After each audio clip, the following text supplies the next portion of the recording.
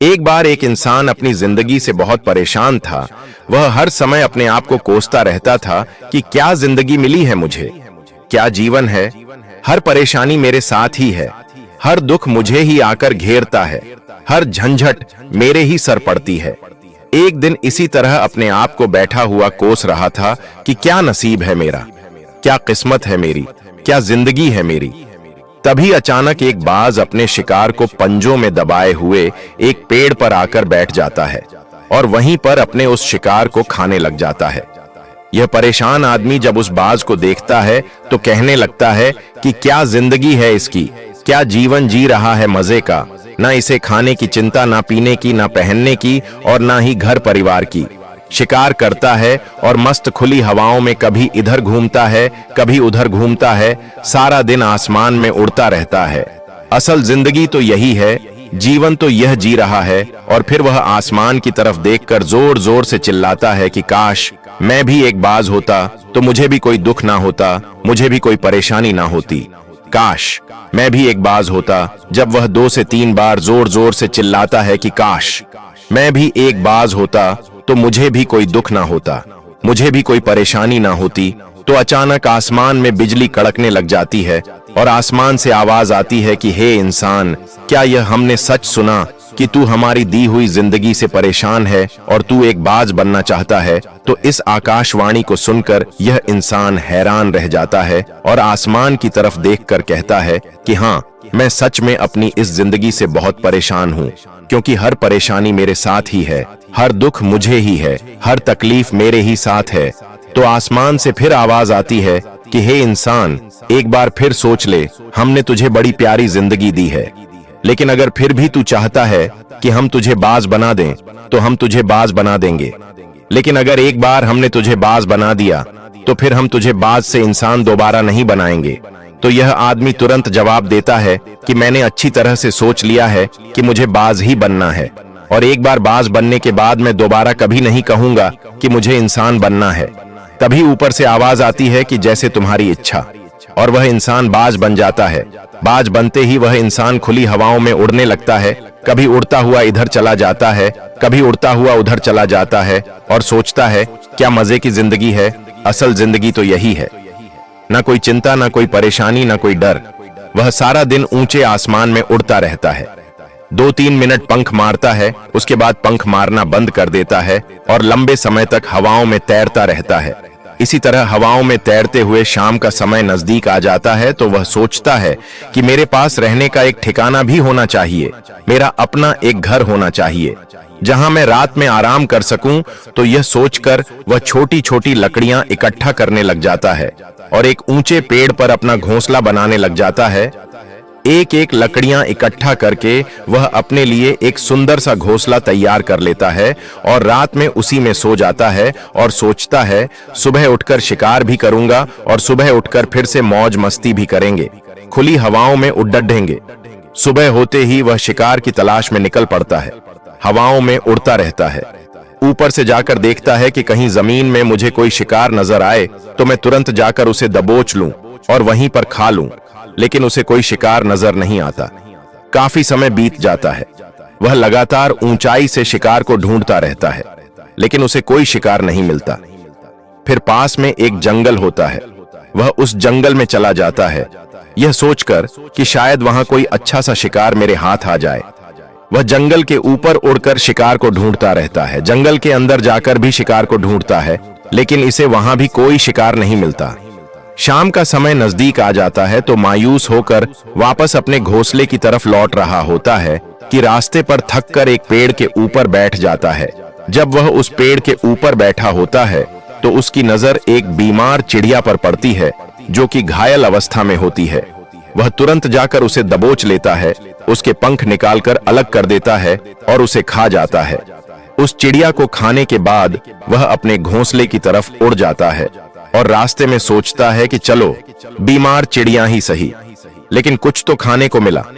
वह अपने घोंसले पर पहुंचकर आराम करने लगता है और सोचता है कि सुबह एक अच्छा सा शिकार पकड़ूंगा और अपनी भूख मिटा लूंगा। जैसे ही सुबह का प्रकाश होता है वह निकल पड़ता है, अपने शिकार की तलाश में हवा में उड़ता रहता है, उड़ता रहता है लेकिन आज फिर कोई शिकार इसके हाथ नहीं आता। काफी समय बीत जाता है। यह ऊंचाइयों पर जाकर अपनी तेज नजरों से शिकार को ढूंढने की पूरी कोशिश करता है, लेकिन इसे कोई भी शिकार नजर नहीं आता।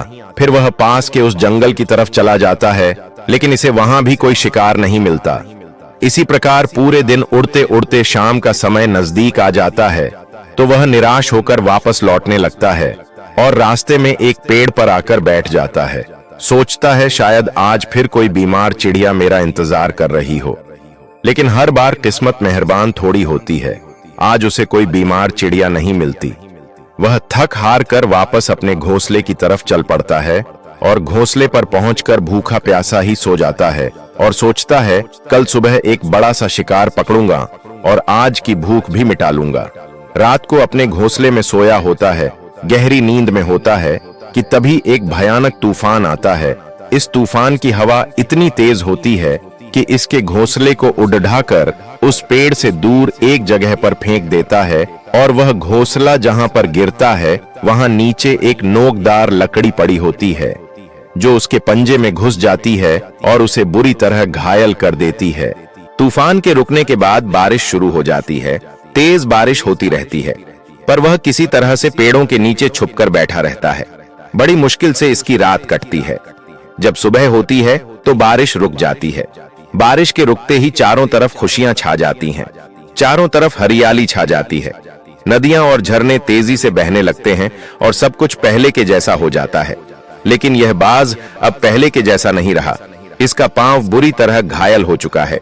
इसके पंजे में जो लकड़ी लगी थी उसकी वजह से इसका पंजा बुरी तरह क्षत विक्षत हो गया है। और मैं आपको बता दूं कि बाज का जो पंजा होता है वह उसके शिकार को पकड़ने के लिए सबसे जरूरी होता है, क्योंकि बाज अपने पंजों से ही अपने शिकार को पकड़ता है, दबोचता है और फिर अपनी चोंच के माध्यम से शिकार नोच नोच कर खाता है। लेकिन अब इस बाज का पंजा बुरी तरह से घायल हो चुका था और वह पिछले 2 दिनों से भूखा भी था। यह शिकार की खोज में थोड़ा सा उड़ता है कि शायद फिर कहीं कोई बीमार चिड़िया इसे मिल जाए, लेकिन कहां बार बार कोई बीमार चिड़िया मिलने वाली थी।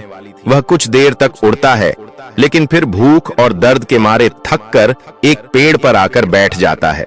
वह पेड़ पर आकर बैठ तो जाता है, लेकिन उसे पता नहीं था कि यहाँ एक और मुसीबत उसका इंतजार कर रही है।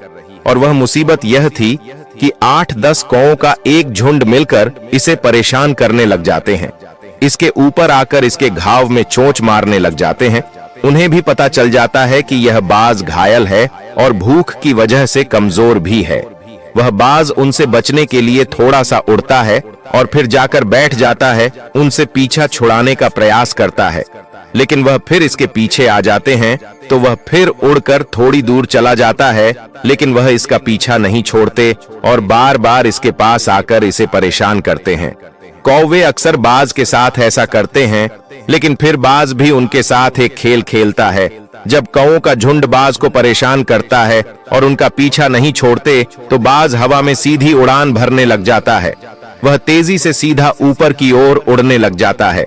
कौवे भी उसके पीछे उड़ते हैं, लेकिन कुछ देर तक उड़ने के बाद कौवे ऐसी ऊंचाई पर पहुंच जाते हैं जहां पर उन्हें ठीक से ऑक्सीजन मिलनी बंद हो जाती है। उनका दम घुटने लग जाता है, उनकी सांस रुकने लग जाती है, तो फिर वह वहां से ऊपर नहीं जा पाते। पर क्योंकि बाज तो बादलों से भी ऊपर उड़ सकता है, इसीलिए वह तो ऊपर चला जाता है।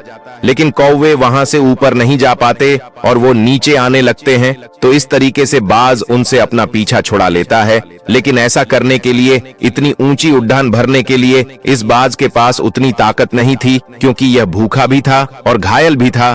तो वह उड़ता और थोड़ी सी दूर जाकर बैठ जाता और कौवे फिर आकर इसे परेशान करने लग जाते।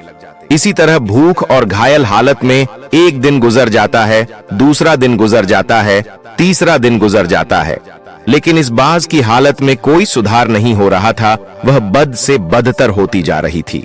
चौथे दिन जब यह बिल्कुल खत्म होने पर आ जाता है, इसके अंदर बिल्कुल ताकत नहीं बचती और इसका शरीर इसका साथ छोड़ने लगता है, तो यह किसी तरीके से उड़कर पास ही इंसानों की एक हॉस्पिटल होती है उसकी छत पर आकर बैठ जाता है और वहां से आने जाने वाले मरीजों को देखता है और अपने आप से कहता है कि काश आज मैं एक इंसान होता तो ऐसे छोटे मोटे जख्मों का हॉस्पिटल से इलाज करवा लेता या किसी को बता देता कि मैं भूखा हूं, परेशान हूं, मेरे साथ यह परेशानी है।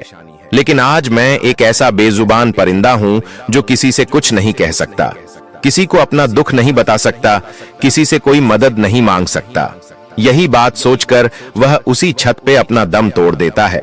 वह अपनी जान की कुर्बानी तो दे जाता है, लेकिन साथ ही साथ हमें यह सीख भी दे जाता है कि आपको जैसा बनाया गया है, आप जैसे भी हो, उसी में खुश रहो और उसी में बेहतर करने की कोशिश करते रहो, ना कि इस बात से परेशान रहो कि काश मैं ऐसा होता, काश मैं वैसा होता, काश मैं यह बन जाऊं। आपको जैसा भी बनाया गया है, आप उसी में अपना सर्वश्रेष्ठ करने का प्रयास करते रहो। दोस्तों, यह कहानी तो काल्पनिक है, लेकिन हमें जीवन का एक बहुत ही महत्वपूर्ण नियम सिखाकर जाती है कि हम जैसे भी हैं, अच्छे हैं, बस हमें उसी में अपना सर्वश्रेष्ठ करने का प्रयास करते रहना चाहिए।